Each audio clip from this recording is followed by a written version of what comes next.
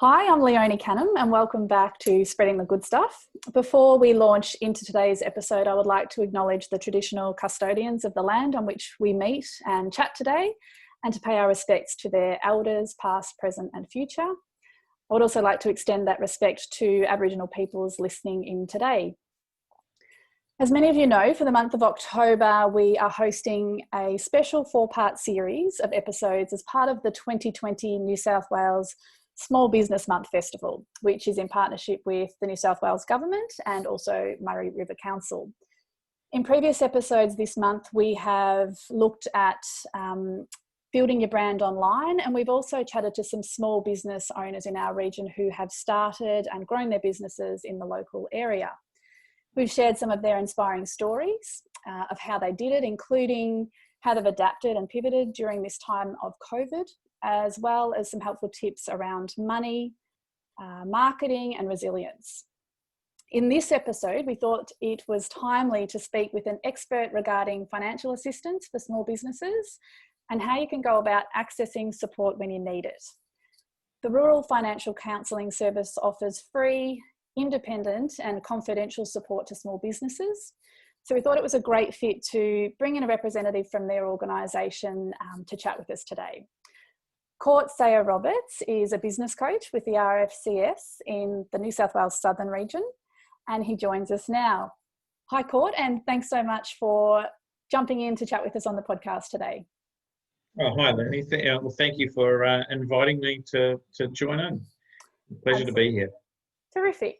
Now, Court, we were chatting a little bit before we came on air about your work with the RFCS and the program that you're involved in called Rewire.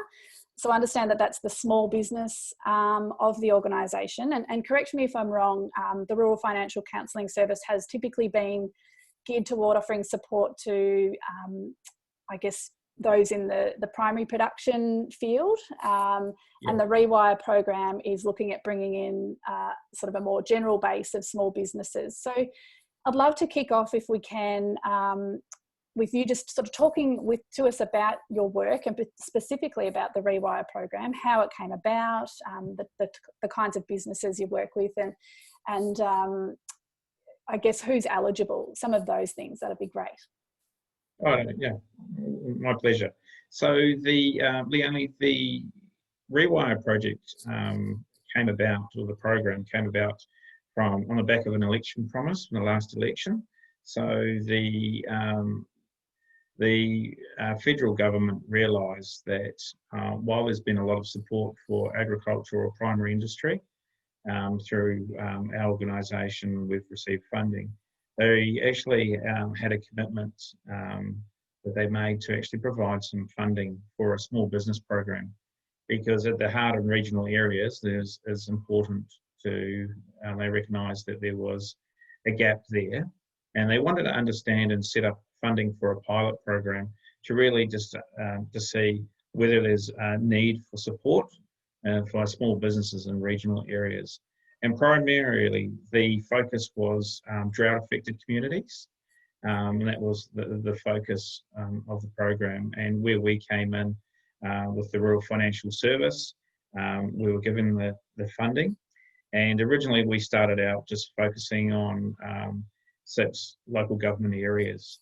Obviously, since our inception and since we started our program on the 30th of March, we've had, obviously, the pandemic with COVID-19 that really has caused a lot of disruption and change and challenges for all businesses, not only small businesses, but also that was a recognised need, or I guess, for further support. So what's happened with the pandemic is that the government said, look, you're already in the space.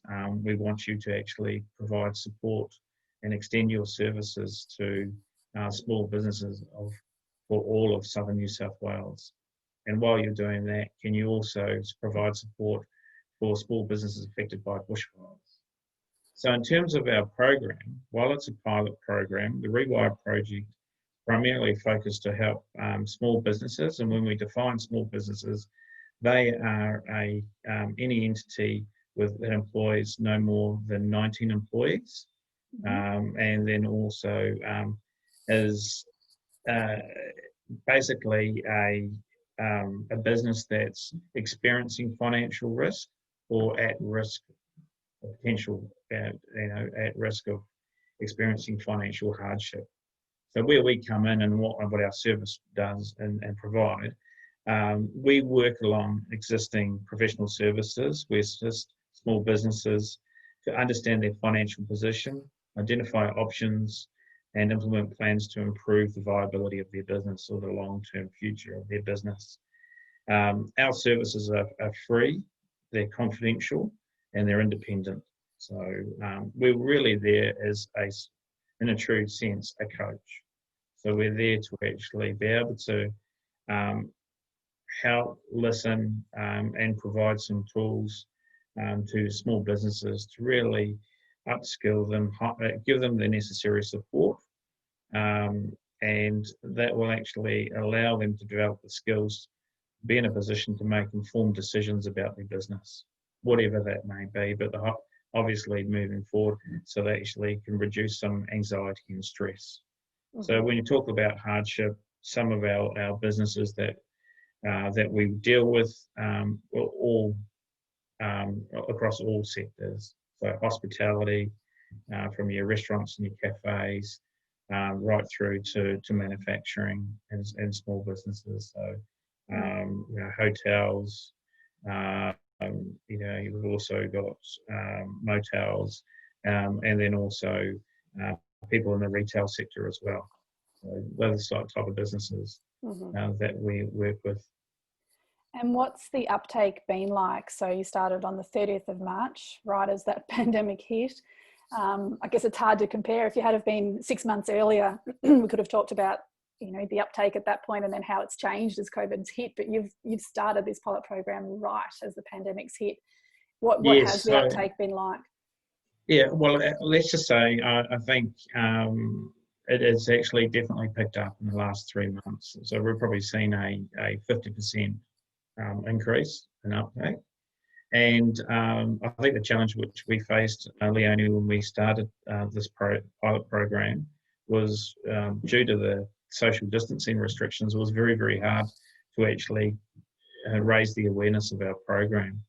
And also, in terms of small business owners, there's been a saturation of information around the pandemic. So it could be quite hard to sort of filter all the way through and see and understand what kind of support is out there. That can be quite a challenge for a small business owner when they're going through the stresses of, have I got enough money to pay my staff? I can't pay my next bill. I've had to close or close my business for a period of time. So there's those sort of challenging factors. So that could be pretty hard. And that's what we're finding is we've definitely seen an uptake in the last sort of 3 months. And so how are businesses finding you primarily? You've talked about the challenges involved in raising awareness about this pilot program. How are businesses, and you're saying that it's at risk businesses that you're targeting, how are they coming to you? And then I guess also in reverse, how are you kind of getting the word out to them? Yeah, so we're using social media. So we have a Facebook page. We also have our website. So it's so we've been advertising through our website, which behind me we've got some of our branding, and also we did direct mail dropouts, and then also outreach as well. So now with the reduced limitations around social restrictions, we can actually go out to the council or the shires in the southern New South region, and actually walk and talk to businesses, introduce ourselves, introduce our businesses, and explain what our program's about. And obviously we've seen a real pickup in need because people actually are looking for some support.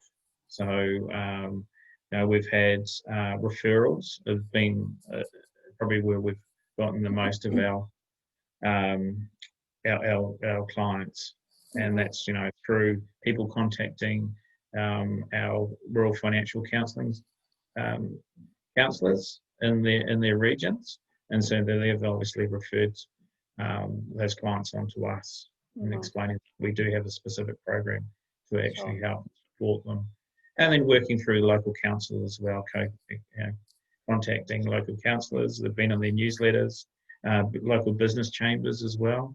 We've had the support, so they've been, really promoting and saying that we're a new service that's non-for-profit, and we're basically available to help small businesses.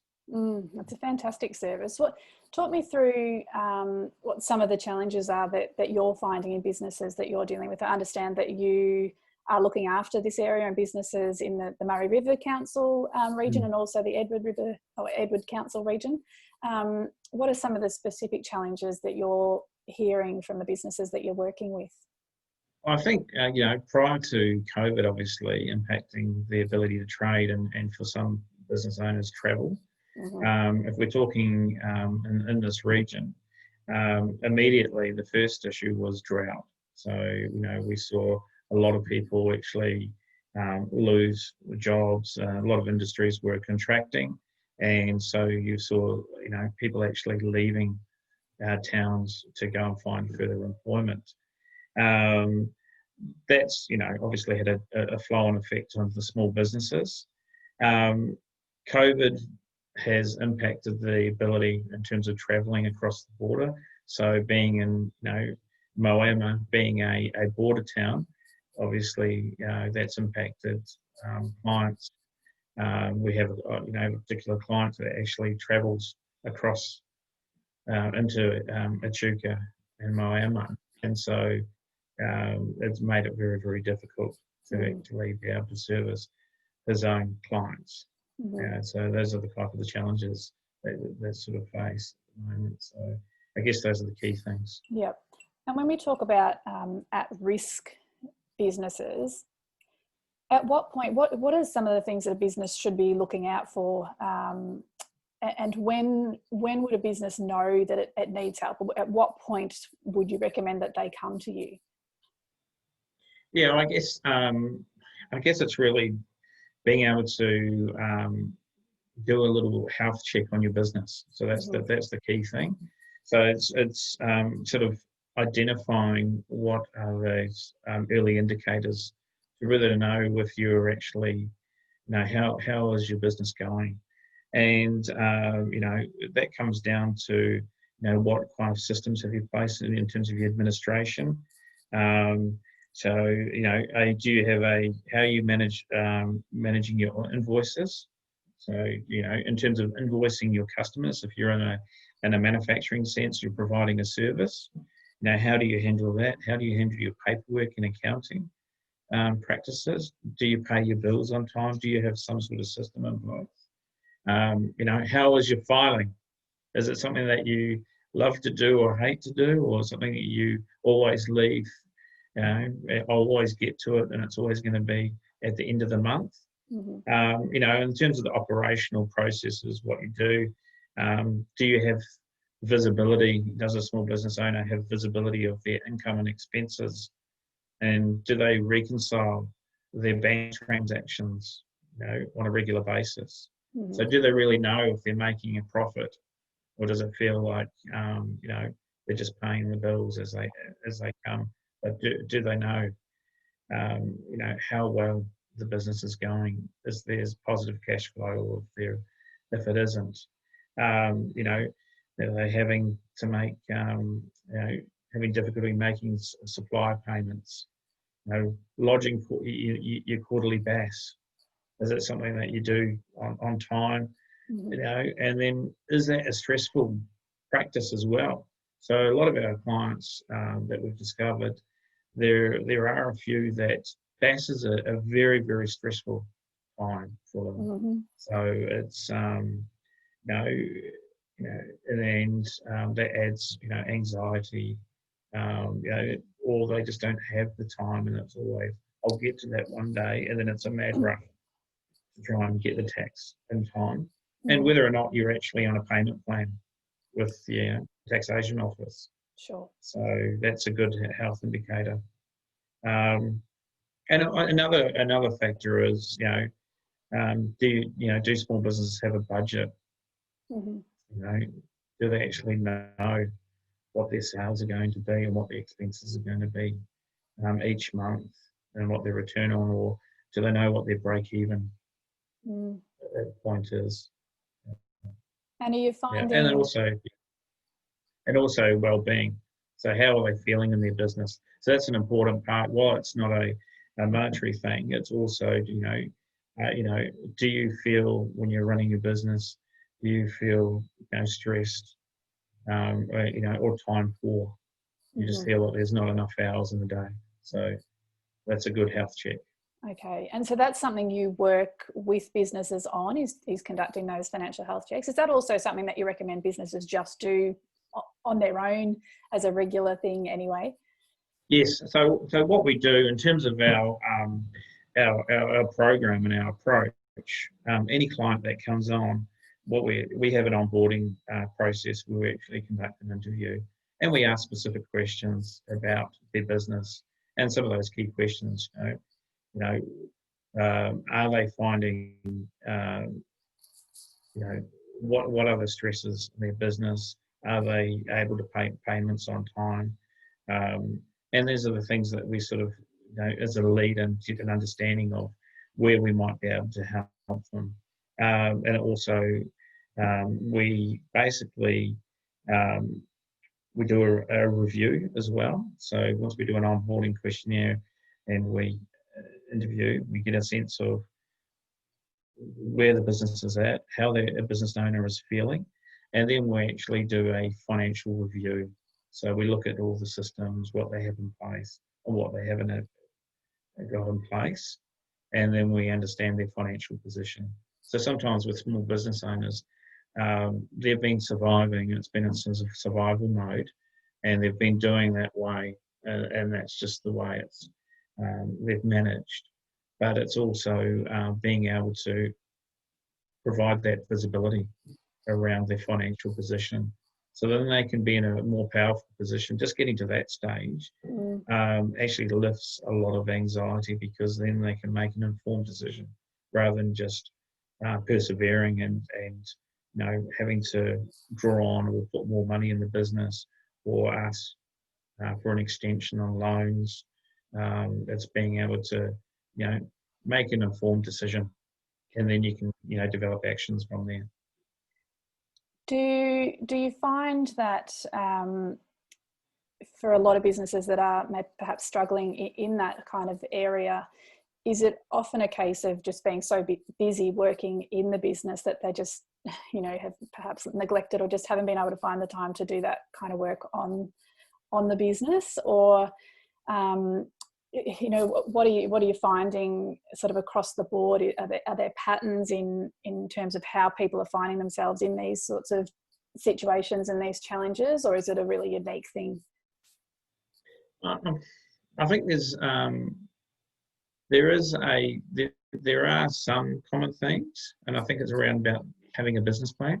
Yep. And when people gone into business, they had a loose business plan, but it's the most important thing is being able to review that business plan, because things do change, and their business grows, or you're having to, and all of a sudden it's not something, the goals change, or and it's really being clear around what you want your business to do for you. So a lot of business owners, when they first start up, if they're sole traders, are not drawing a wage.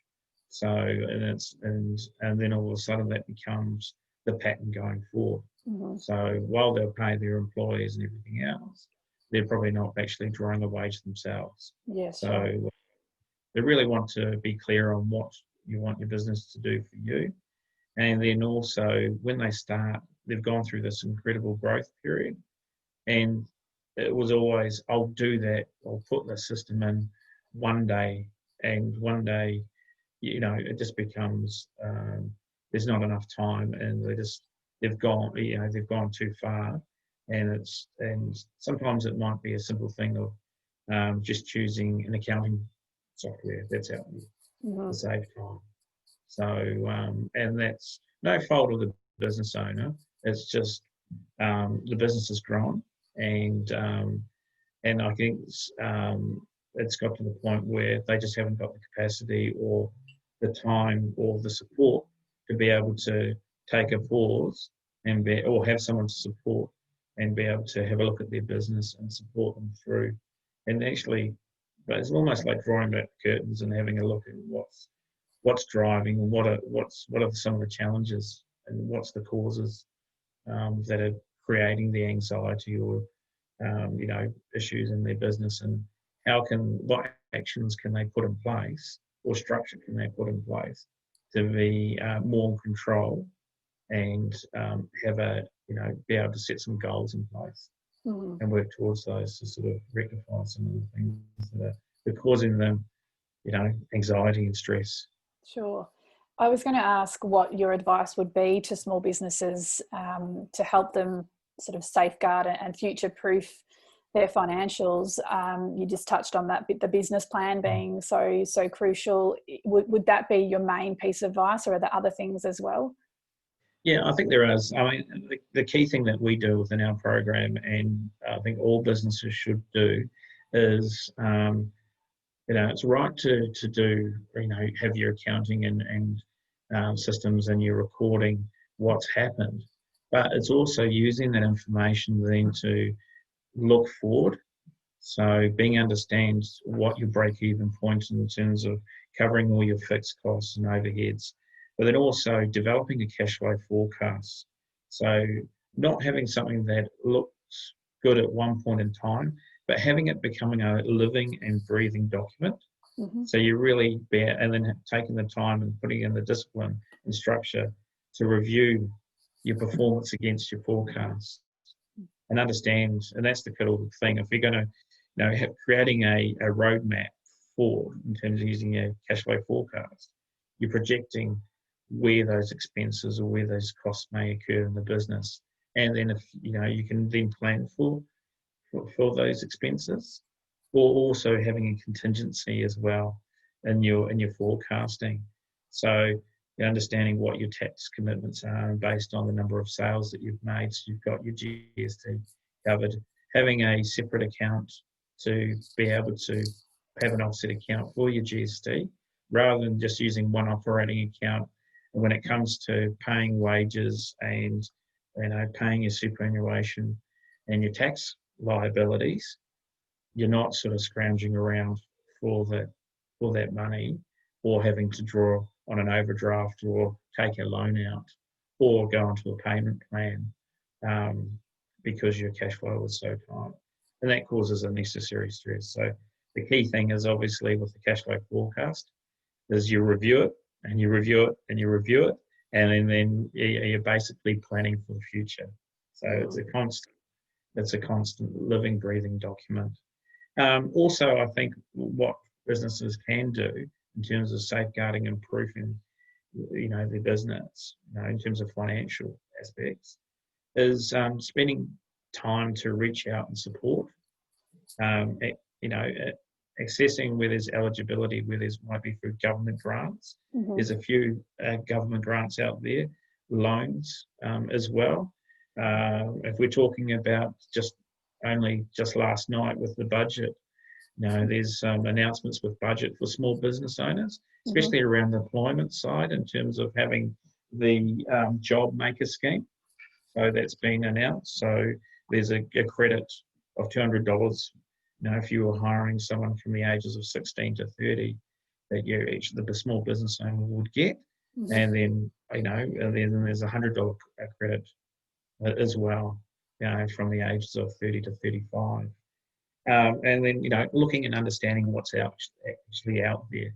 Now, there are, being able to talk to your bank as well. And it's not about waiting to the point where you actually need finance or need necessary funds, but actually establishing a relationship so that your business, is known by the bank, and they understand how your business operates. So they're going to be there. So it's very being able to work ahead of time, so to be able to develop an action plan rather than actually going through when you've already hit that crisis point and and you need to refinance. It's a difficult conversation. But if you've actually got the plan in place, then yeah, that's a good thing.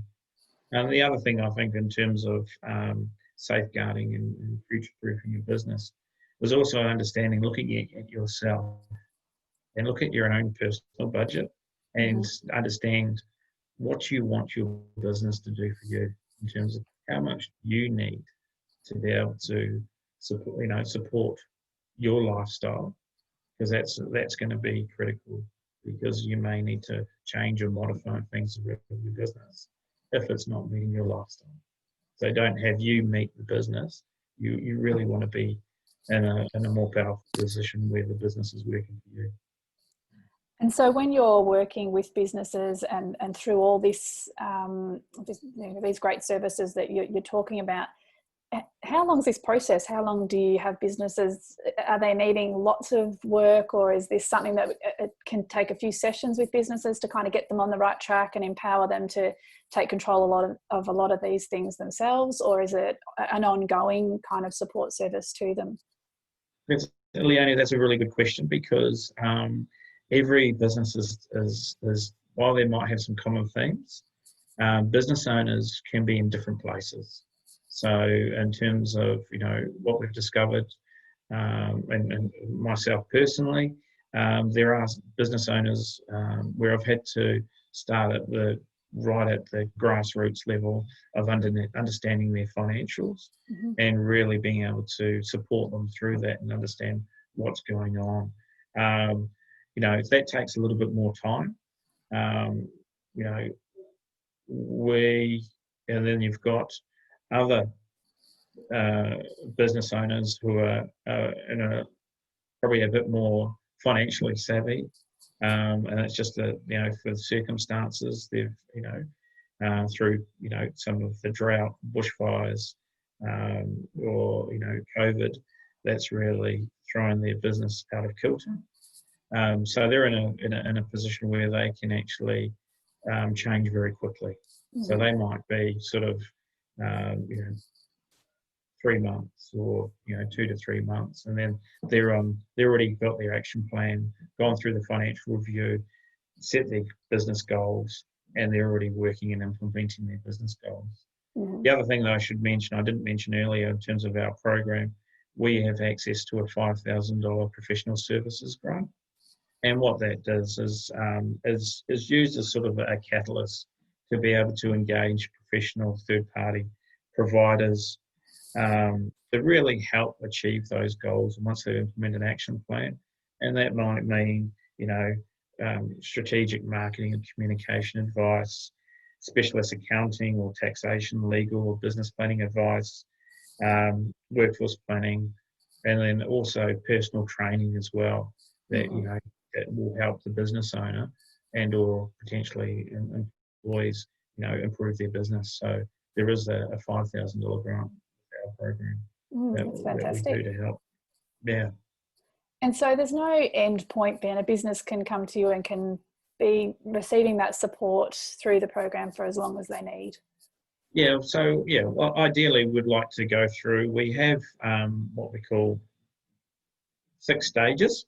So basically, and really where we come involved, there's like a 4-stage process. We have like a review stage, which I talked about earlier, which is a financial review and establishing a financial baseline, because the key thing that we want to do when we develop a roadmap forward is we want to see any goals that are established reflect back in financials, because that's a true indicator in terms of the viability of your business going forward. Sure. And then we, obviously the planning or goal setting phase, and then we have the implementation of those goals.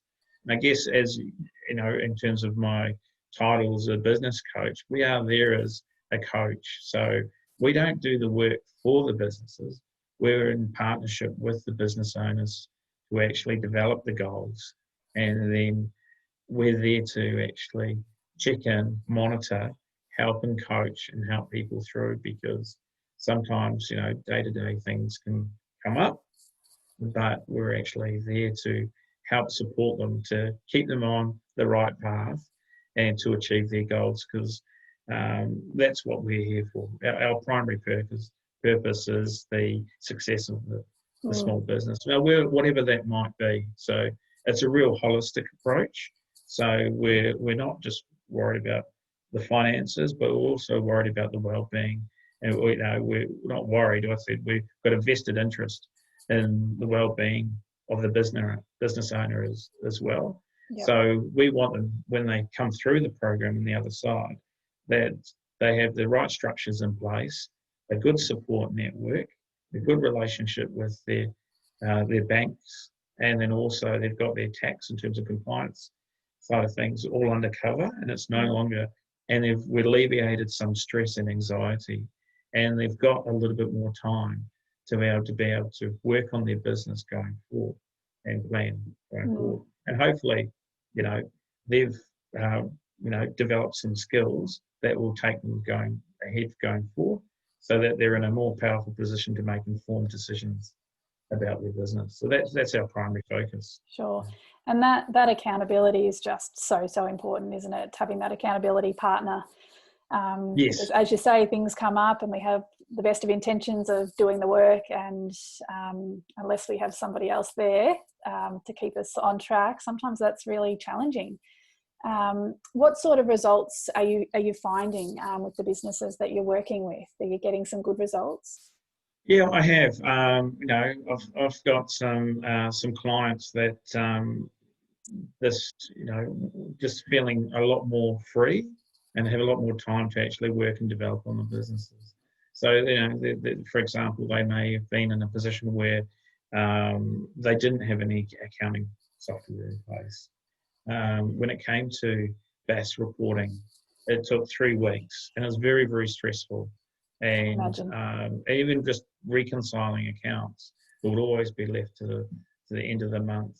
And they're not having understanding that, in terms of managing cash flow, that there are such things as payment terms, and being able to put some structure in, so you're not actually paying a bill immediately when it comes in, just because you just want it off your desk, but actually having using there's a lot of good accounting software out there that saves time, where your BAS could be done in 10 minutes rather than, for some businesses it's a 3-week exercise.